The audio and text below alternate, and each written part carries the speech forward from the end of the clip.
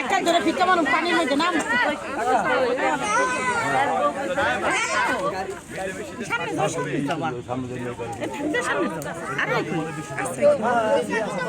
শক্তিশালী সরকার 12 তারিখে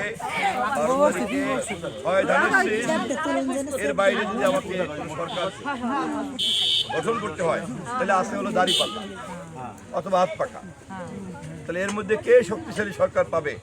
যে শক্তিশালী সরকার হিন্দু মুসলমান সমস্ত নারী পুরুষ নিয়ে এটা শান্তিপূর্ণ হয়ে দেশ চালাবে।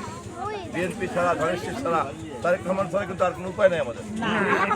সবাইকে অনুরোধ করি, সবাইকে আমি অনুরোধ করছি ধানের শেষে এই রায়টা আপনাদেরকে নিতে হবে।